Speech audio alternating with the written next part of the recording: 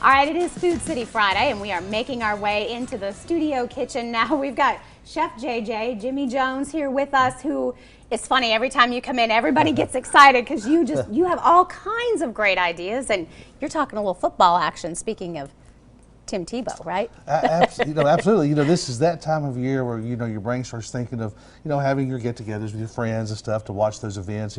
Even March Madness is coming up, and people like to get together for that.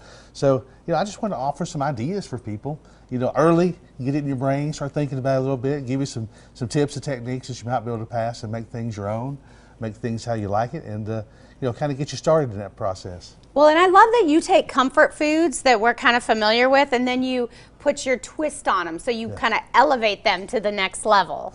Yeah, it's like, sometimes people get in kind of a, they get kind of a rut when they're thinking about what they're going to serve, so they're always thinking small appetizer, stuff like that. But, I think it's fun, like if you have a party for the Super Bowl, is to do like a good soup and salad, and also make mini grilled cheeses, which we're going to talk about here today.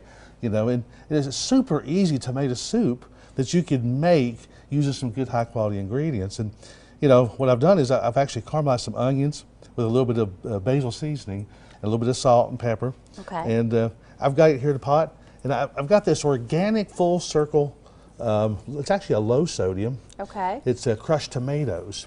It has a fantastic flavor. Of all the things I've tried, for the price point, you just can't beat that full circle version of that. And it's better, I think, hands down, than a lot of the other stuff we carry. Nice. It's just good, fresh, ripe tomato taste. And then I like that fire roasted flavor. So now I've got this fire roasted tomatoes I'm going to add to it.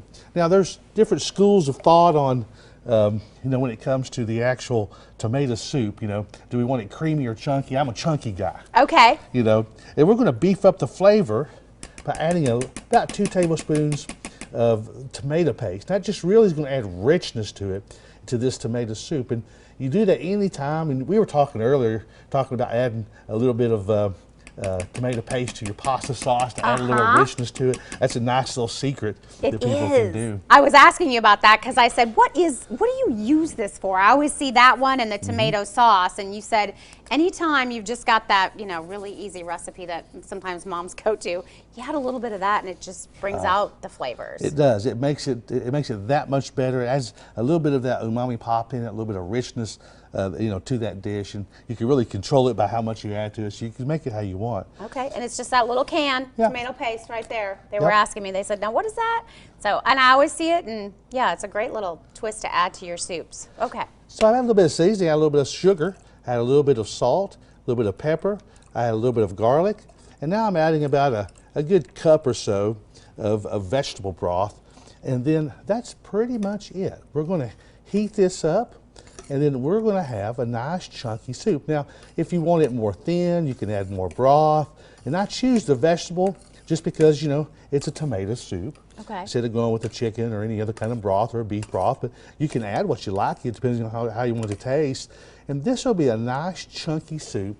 And you didn't hardly spend any time. I know, I was like, I love the idea of using the canned because then it's a homemade soup, but it's not taking you all day. You don't have to boil the tomatoes and slice the top and peel them. And that's why I wanted to find the best ingredients. So when you get started, you've got something to start off with. Okay, let's do ahead and maybe just lift a scoop so we can kind of show everybody it's nice and chunky there, and that will and that's always nice for those little grilled cheese that you're making. You can kind of maybe dip it in there if you'd like. Which is what I've got right here, little bitty grilled cheeses, I love these little bitty grilled cheeses, and this is just a baguette, and I just put a little bit of mayonnaise on it, and I put a little bit of cheese. I chose a Mexican blend cheese because it melts real easy. Okay. And I also chose a mozzarella with the Kraft mozzarella with the cream cheese added, make it really creamy. And then I just put some arugula, I sauteed some mushrooms and onions. I put those together, and there you go. You got this nice little grilled cheese. They're like little mini grilled cheeses. And you can add butter, you can cook it. Some people put mayonnaise on their bun and they cook it off. You can do that as well. And you just hold that up. Look at that. I use garlic butter. Oh, you use the garlic. Okay, yeah, you love those on different meats and breads and got everything in there. Fantastic. And then you got this nice, and you can make 30 or 40 versions. If you don't like a little bit of I put a little arugula in it. You can put spinach in it. If you don't like that, you can use, you know, apples and cheddars, a famous combination. Oh, yeah. You know, that would be tremendous in here. Just little slices of thin, fresh apples in there. If you just like cheese, you could just have 2 or 3 kinds of cheeses, you know, whatever your favorite is, and you'll have it in your pan. You can brown it up nice and brown. Just remember not to get your pan too hot. Okay. You want to be able to melt that cheese inside.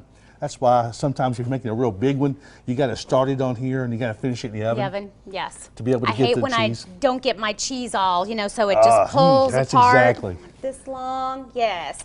And this, when you're doing your baguette, you just cut it real thin, looks like. I did. This is a full circle baguette. You find that in the food service bakery deli department. And I sliced it about 1/4 inch thick. Okay. A nice sharp knife. And that's really all I did. And just onions and mushrooms with a little bit of butter. In a skillet, and sauteed them up until they were caramelized, they smelled good, they were browned, and I added that to it. And you've got a fantastic, so now you've got this nice little dip. You got this tomato soup, you got your grilled cheese, it's an appetizer. You could have little cups of, you know, nice little cute coffee cups with your soup in it. And it's just part of your appetizer spread instead of doing like a full-blown soup and salad type thing. Oh my gosh, you've inspired me. Because you know, tomato soup and grilled cheese is one of my all-time favorite meals, comfort food. And it's nice to know there's lots of different variations. You can kick it up a notch if you'd like. Absolutely. That's good stuff. All right, and we're just getting started here. He has got all kinds of stuff to share with you coming up a little later on in our show. For more information and great recipes, lots of great soups on their website as well, foodcity.com. Chef, great to have you on the show. Thank you.